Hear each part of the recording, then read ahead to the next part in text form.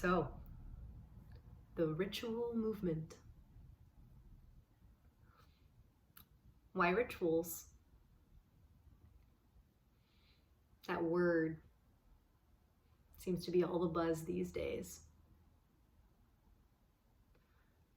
And when I think about it, it first conjures up this ethos of standing around a fire and offering something up to a deity. And while that's not too far off from what I imagine, I think it's much more tangible and practical than that, or it can be. So when I think about rituals, I think of this beautiful synthesis between doing and being. You don't have to search too deeply to see that we are in a culture that is obsessed with doing. We're in this loop of action and productivity and rigor. And there is absolutely nothing wrong with that. That is a beautiful thing. That is what keeps food on my table, gas in my car, keeps the world running. However, what I believe we're waking up to, very importantly in this time, is the absence or the undervaluation of being.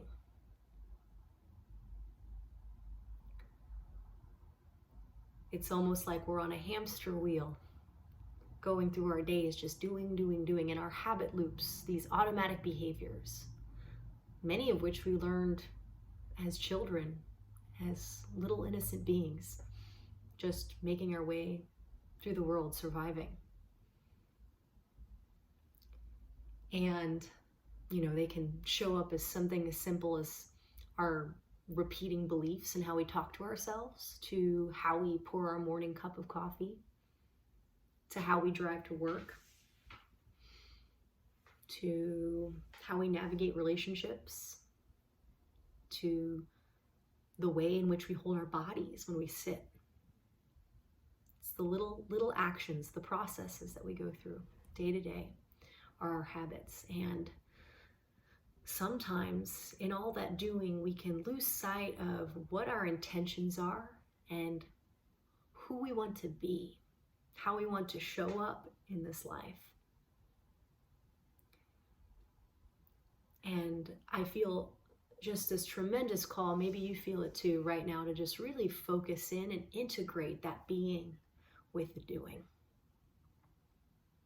And so the way that I define rituals are practices that are anchored in who you want to be, in your vision for your life, in your values, how you want to show up.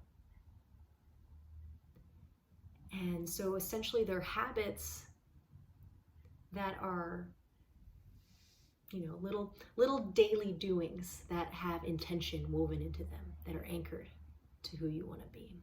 Does that make sense?